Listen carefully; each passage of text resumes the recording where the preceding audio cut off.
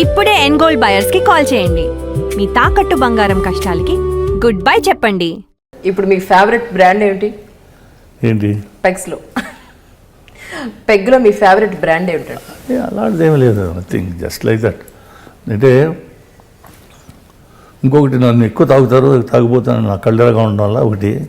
రెండోది ఏంటంటే, ఏ పార్టీకి వెళ్ళినా సరే నేను గ్లాసులో దాచుకుని ఇలా పెట్టుకుని అలా తాగారు, కెమెరా తీస్తుంటే ఇలా పెట్టేది తెగా అని అనడం అలాంటిది ఏం లేదు. ఎందుకంటే ఏంది, నాకు నా లెవెల్లో నేను ఉంటాను. ఒకసారి ఈ విషయంలో ఒక ఛాలెంజ్ చేశాను నేను మందు తాగిన తర్వాత కాలు తడబడిందని కానీ మాట తడబడింది కానీ ఎక్కడైనా ఎప్పుడైనా జరిగింది నిరూపించిన, జరిగింది చూసినట్టు చెప్పిన, నాకు జరిగింది అప్పుడు చూపించిన ₹1,00,00,000 ఇస్తానన్న. 1 crore చేత నేను అసలు ఆ గ్లాస్ ఎలా పెట్టిన. ఎందుకంటే ఇది రెండోది, ఒక కారణదా. రెండోది జనరల్గా ఈ మామూలుగా పేపర్లోని అట్లా అప్పుడు ఛానల్స్ తక్కువ, ఇప్పుడు వచ్చినాయి కదా ఛానల్స్. అప్పుడు పేపర్లు ఎక్కువ కదా, ఎల్లో జర్నలిజం.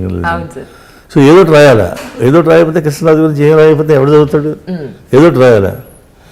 ఇది లేకపోతే ఇంకోటి రాస్తారు. మీరు ఇందాక చెప్పినట్టు ఏదో రకరకాల అక్కడ రాత్రి అక్కడ ఒంటిగంట ఎక్కడున్నాడు, మధ్యలో కారు మిస్ అయ్యింది, యాక్సిడెంట్, ఇలాంటివన్నీ ఏదో మాట్లాడతారు.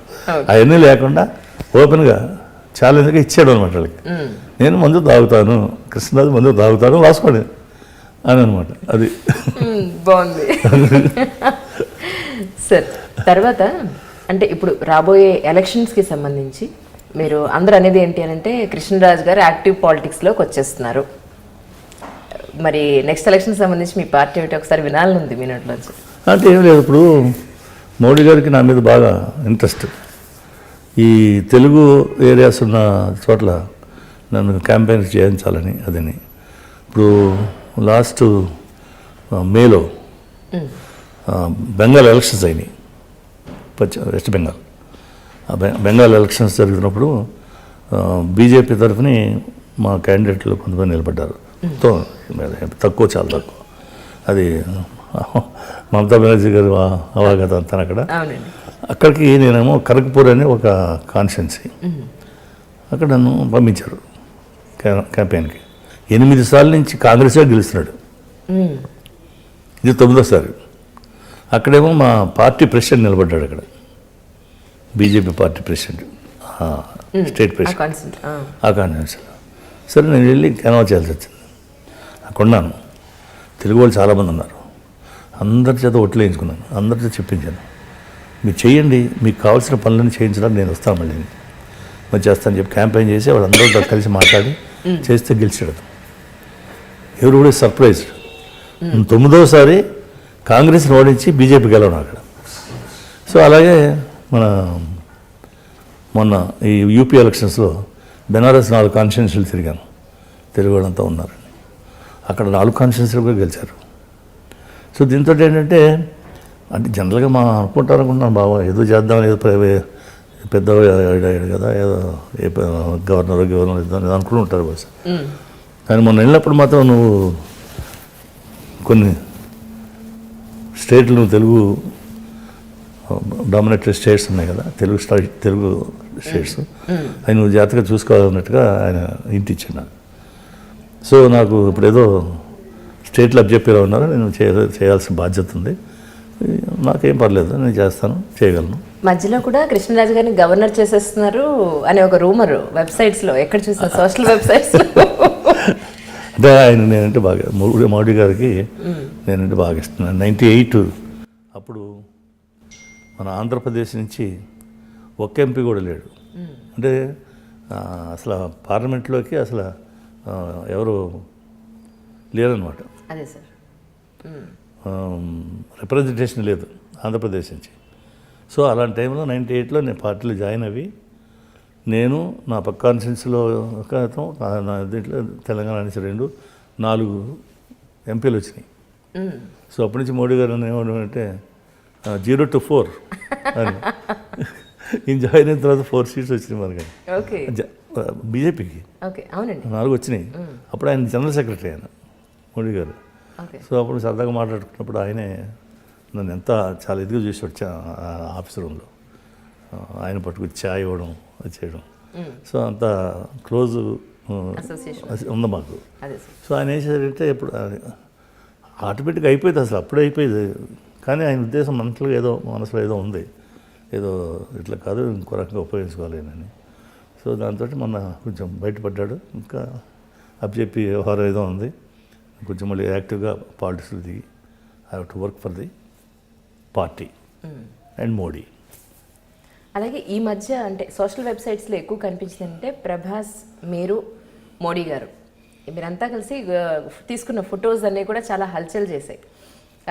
అందరూ కలిసి అంటే ప్రభాస్ కూడా రాజకీయాల్లోకి దిగుతున్నారా, లేదంటే ఎందుకు మోడీని కలిశారనే దాంట్లో చాలా వచ్చాయి. అంటే బాహుబలి ఇంటర్నేషనల్గా ఎప్పుడైతే సక్సెస్ అయిందో, ఒక తెలుగు సినిమా నేషనల్ లెవెల్ దాటి ఇంటర్నేషనల్ లెవెల్లో సక్సెస్ అయిందో, ఇంటర్నేషనల్ పేరు వచ్చిందో, అప్పుడు ఈ వాంట్ టు మీట్ అంచేది నేను ప్రభాస్ అడిగితే ప్రభాస్ని తీసుకెళ్ళాం, ఆయన ఇంటర్వ్యూ ఇచ్చాడు, మాట్లాడాము.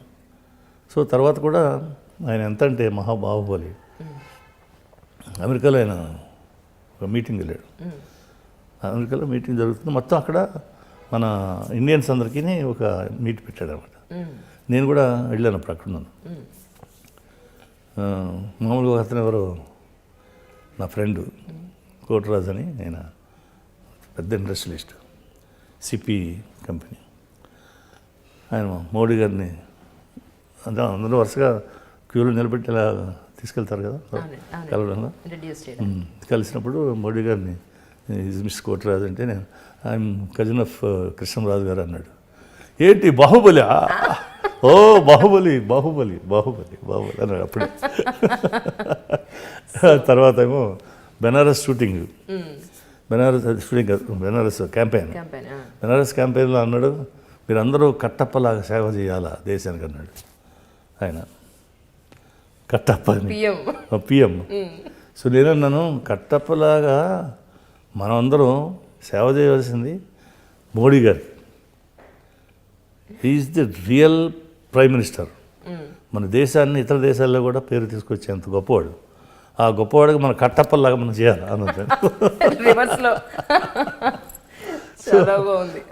అట్లా బాహుబలి మీద ఆయనకు మంచి ఇంట్రెస్ట్.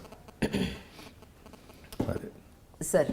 అయితే ఇప్పుడు కమింగ్ ఫ్యూచర్లో రాజకీయ పరంగా ఏం చేద్దామని మీరు ప్లానింగ్లో? చెప్పాను కదా ఇప్పుడు, చెప్తే చేస్తారు, ఏం చెప్తే చేయడు. నేను ready, I'm prepared to work hard చేయడానికి.